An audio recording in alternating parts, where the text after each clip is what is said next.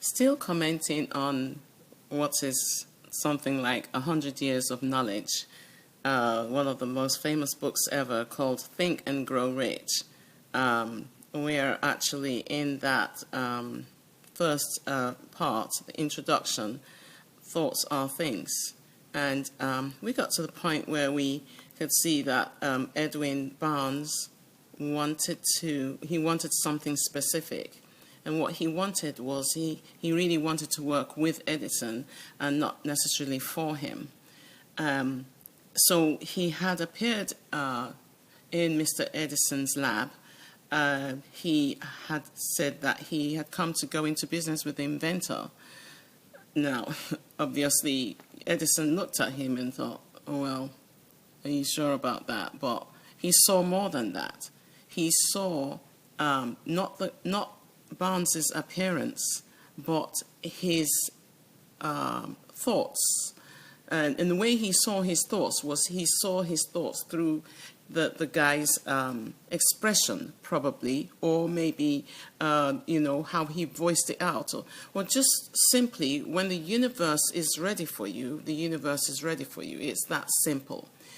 This guy saw Barnes not as a disheveled guy that walks in and says, hey, I want to be in business with you, but he saw him as a potential in his development of his the creation of his inventions for the future. And I guess as well, he must have read through the guy's determination, which again, let's move on to our thoughts. If you want something really badly, and you portray that you want something really badly through your belief in yourself, surely it will start to come into shape. It will start to come into form, because thoughts are what become things. The world we live in today, everything that we see, both positive and negative, both physical and even intangible, what we can't touch, everything was brought together by a thought or a bunch of thoughts. Now, we all think. And generally, most of our thoughts are really rubbish. They don't count for much. You can't really create anything out of it. But talk about, you unwrap a piece of candy and you throw the wrapper outside, and you're in the car and you throw the wrapper out the window. And someone else, like the car right behind you, unwraps a piece of candy as well and puts the candy in his mouth, and then throws the wrapper out.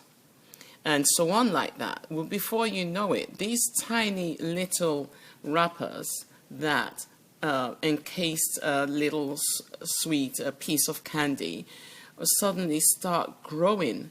And what happens is a pile of rubbish really only grows from one very small incidence of rubbish. There's another word for it. The British way is rubbish. You say trash or garbage or whatever, but you know what I mean. So thoughts are very much the same way. If you keep on pummeling at a thought that you have, and you keep on thinking it, well, that thought actually comes into existence. And so generally we are programmed sort of to think in a negative manner. It's a part of our existence that's come from, several years of existence, and we've inherited a lot of it along the way. Part of it as well is our societal upbringing, religion, politics, societal norms, you name it. Anyway, people tend to gather around where there's negativity. Something happens, wow, and everyone gathers around. And it just seems so funny that negative tends to swirl more than positive does. But I guess that's just the order of the world. Can we change it? Little by little, we surely can change it. So let's go back to Barnes and Edison. Barnes's thoughts were so great that they enveloped him, but they're the good thoughts, they're the thoughts that meant something, the thoughts that mean growth. And that's what Edison saw, and that's how Edison gave him an opportunity. Now, if I go back to this reading, and I'm going to do that in a second, what I want us to see is that despite the fact that Edison wanted to work with Edison and not for him, he had to start from somewhere. And so he did not necessarily get the with yet, but he got something that enabled him anyway to keep pummeling at those thoughts of wanting to work with him. That's where time comes in. You want something, and you take the little step-by-step approach. And every little step that you take is supposed to lead you towards that big positive that you want in the end. Of course, it's not going to end there. By that time, you'd want something else. But that's generally how it goes. And so this, again, is a way to show a person not to give up. You might be offered, a little piece of the candy, but what you wanted was the bigger one. But it means you have to wait. You accept that gratefully, graciously, and then you keep working at it. So let's continue the reading. Months went by, and apparently nothing substantial was happening towards achieving his goal. But something important was happening in Barnes's mind. He was constantly intensifying his desire to become the business associate of Edison. Psychologists have correctly said that when you are truly ready for something, it puts in an appearance. Barnes was ready for a business association with Edison. Moreover, he was determined to remain ready until he got what he wanted. And that's what you need to do. You keep the readiness approach until what you want is right there, handed to you. Back to the book. Eventually, that business alliance became a reality, and it was in operation for more than 30 years. Out of it, Barnes made himself rich in money, but he did something infinitely greater. He proved that people really can think and grow rich. Right, let's talk about this. Think and grow rich. That doesn't mean that you have a pile of thoughts and then, you plant it in a garden and then it grows and then there you are, you're rich. Not like that. Think and grow rich means you think something, you have an idea or you have a bunch of ideas.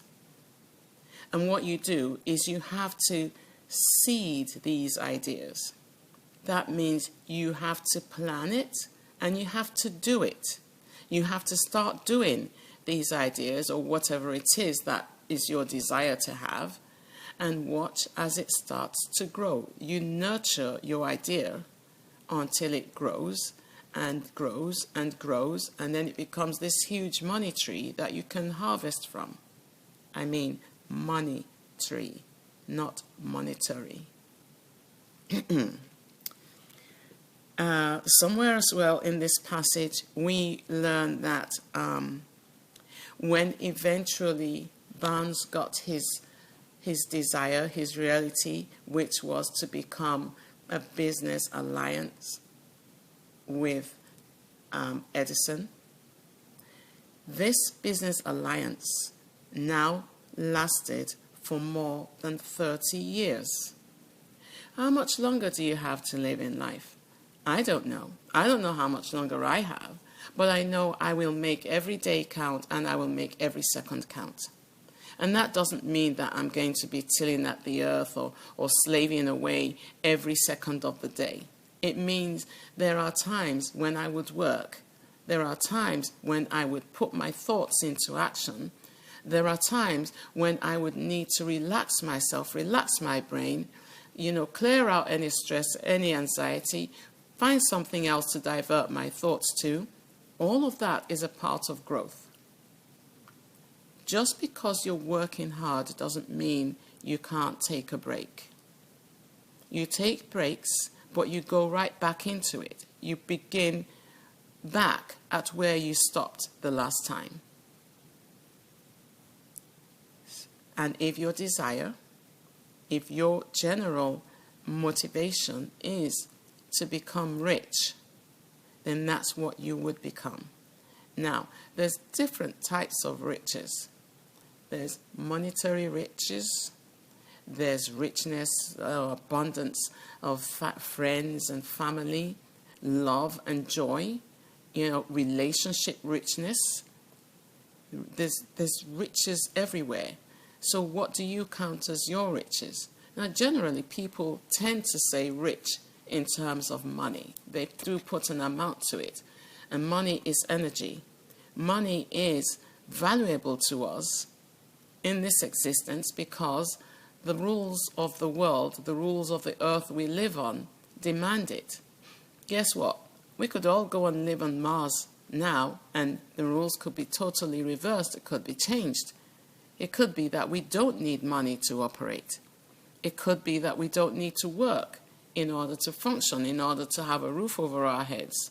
All we have to do is probably do what they did so many years ago, back in the jungle days probably, and just, shield yourself from nature, from the scorching sun, from the heavy torrential rains, maybe from the dinosaurs that are coming and, crashing into your little worldly belongings.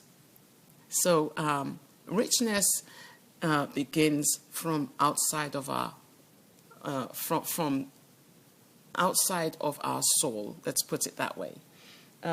It is what we term as rich, or what you term as, I've gotten to the point where I feel very rich and abundant with what I have. Richness can be a feeling, and that feeling is directly associated with the person and not necessarily the rest of the entire world. Now let's talk about monetary riches. And don't for one moment believe that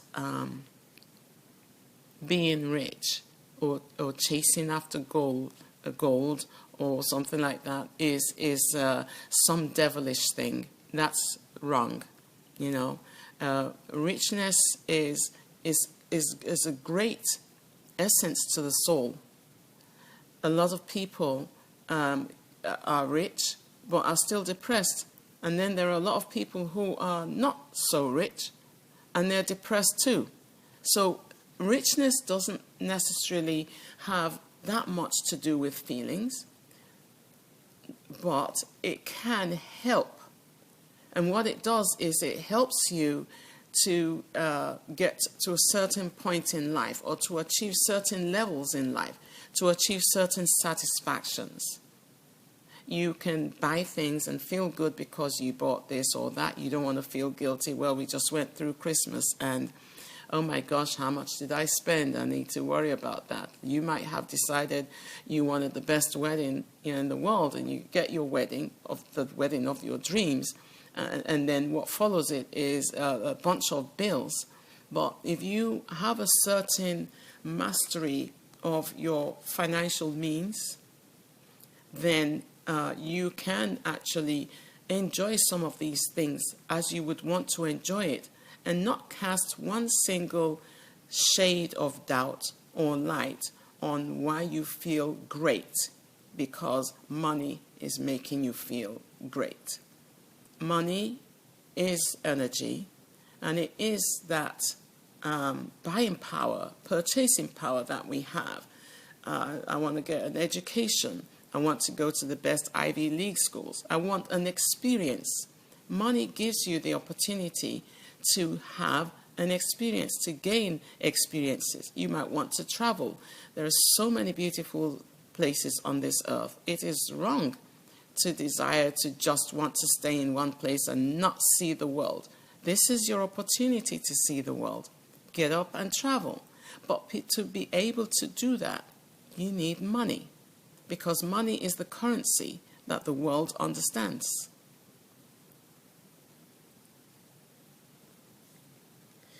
Let's get back to the book.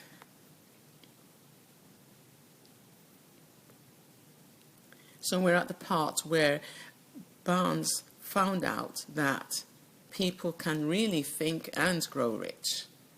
Okay, how much actual cash that original desire of Barnes's was worth to him, there is no way of knowing. Perhaps it brought him $2 or $3 or $2 or $3 million, but the amount, whatever it was, is insignificant compared with the greater asset he acquired in the form of definite knowledge that an intangible impulse of thought can be transmuted into its physical counterpart by the application of known principles. Now that sounds like a mouthful, but I've already spoken about this before, and that is how thoughts can become things. So the impulse of thought, which is an intangible one, considering we run through some 90,000 thoughts a day, at least. So how one of these tiny thought bubbles can be transmuted into something physical by using certain principles. Principles are important. These are the rules. If you go about doing things with no rules, no structure, no strategy, planning, then, those thoughts would just flow by, just like, the heavy traffic that you were in yesterday coming back from work. And every day you would see traffic like that. And more than likely, you're not going to pass the same car twice in a lifetime. And it's the same way with thoughts. A lot of thoughts come and go and come and go and come and go. And the order in which they flow will not necessarily be the same order each time around. So you grab a thought and you say, I like this thought. And I want to build on this thought because this thought won't leave me alone. One way or the other, it shows up in my bunch of thoughts every so often. So I'm going to make use of it. I'm going to do something with it. That's how it starts. And that's how you can turn that impulse of a thought into something physical with planning. I teach a lot of that.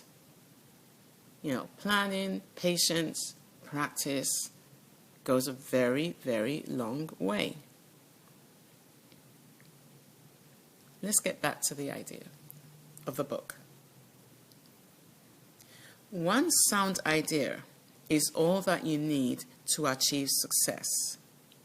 The principles described in the book we're reading contain the best and most practical of all that is known concerning ways and means of creating useful ideas. Before we go any further in our approach to the description of these principles, you are entitled to receive this important suggestion. When riches begin to come, they come so quickly and in such great abundance that you may wonder where they had been hiding during all those lean years. This is an astounding statement, and all the more so when we take into consideration the popular belief that riches come only to those who work hard and long. That's incorrect. We don't know what our destinies are. Some people come, they're young, they're gifted, they're talented, they're found, they're discovered. They work hard to produce this talent and boom, they're rich for the rest of their lives. I was discovered when I was 12 years old. That happens. And some people can work hard, or not necessarily know who they are or what they have brought into this world that is of great significance for a very long time. They could, have gone to school, gotten married, have children, raised the children, even retired from work before they begin to find this special talent that leads them to their riches. So, it's important to know riches begin with a state of mind. But a lot of times, that state of mind can be very unconscious. It can be dormant. You might not realize it is there. You might have something thrust at you without realizing it. And this is how some people, a lot of people, tend to have their hands on something and then lose it altogether a few years down the line, because they don't realize that this thing has come, or shall we say, it didn't come at the right moment, at the point of realization where the person was able to embrace it properly. Other times, you could, of course, become rich. A person could become rich and then, lose these riches as a statement of experience. Now, this person is living experience of becoming rich and losing it and then having to start over again. That's a lived experience way of doing things. And it's helpful too. It doesn't always have to be because a person becomes rich once and then they lose their money that's it. It's not the end. It actually shows that you can grow again. Just like a dead branch on a tree could suddenly start growing if someone came along and nurtured it. Let's get back to the book.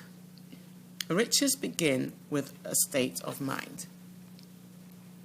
When you begin to think and grow rich, you will observe that riches begin with a state of mind, with definiteness of purpose, with little or no hard work. You ought to be interested in knowing how to acquire the state of mind that will attract riches. The author spent 25 years in research, analyzing more than 25,000 people, because he too wanted to know how wealthy people became that way. Now, bear in mind that this book is somewhat like 100 years old. I first encountered this book when I was 19 years old. Didn't make much sense to me then. I wish it had, because I would have been able to embrace every single principle in there and applied it to my life. But, what do we say? Sometimes you're ready and sometimes you're not. Observe very closely that as soon as you master the principles of this philosophy and begin to follow the instructions for applying those principles, your financial status will begin to improve and everything you touch will begin to transmute itself into an asset for your benefit. You think it's impossible? It is not at all. The word impossible really means I'm possible. I''M space possible. So somebody came along, some smart-ass, negative-minded person came along and turned I'm possible into impossible. And what happened? The world grabbed hold of it and took it and went running. Just like happens with every negative thing. So, watch your words and watch the thoughts that become words. Whenever I see impossible, I reshape it. It's an I, it's an apostrophe and an M, which is shortened for I am. And then there's a space, and then possible. I am possible. I'm possible.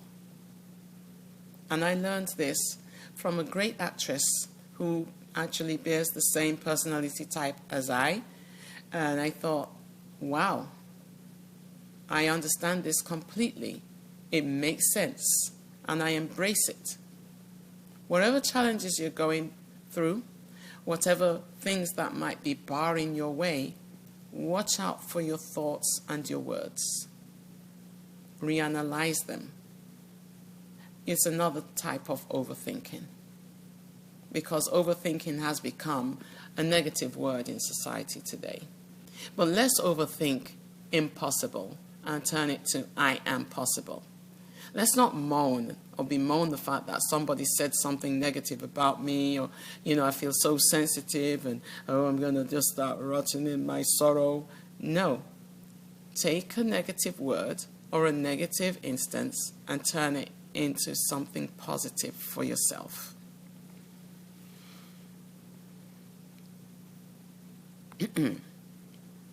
So, let me read this part again because it's very, very important.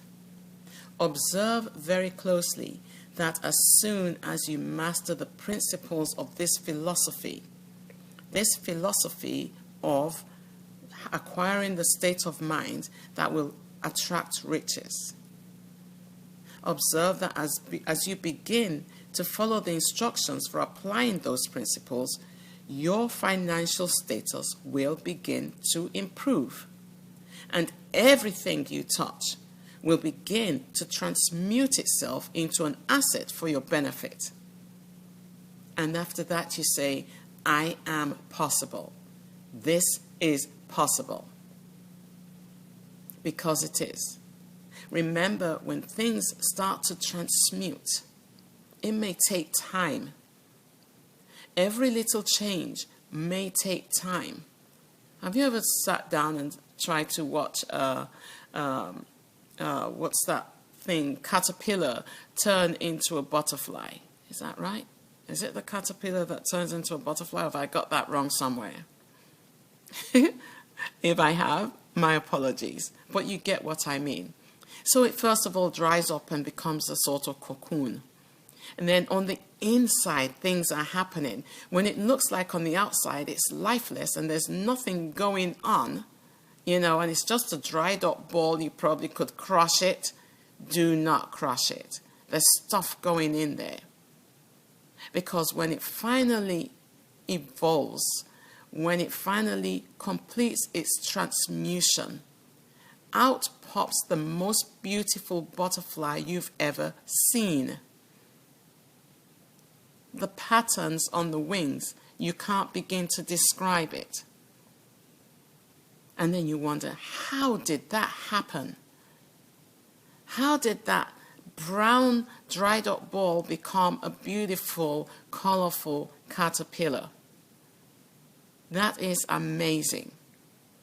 Did I say caterpillar? I meant butterfly. That is amazing. So realize that you could be that is going through a transformation. And when you reach the point where you are fully transmuted, because your thoughts all along the way were, I want to be rich, I want to be financially rich, I want to be financially independent of anybody, of anything, of any guilt. Please, when you do get rich, remember to give back, though. Remember those who need your assistance. Always give back one way or the other. Always give back. But do enjoy your riches. Do enjoy your money. Do enjoy the fact that you managed to think and grow rich. That's important.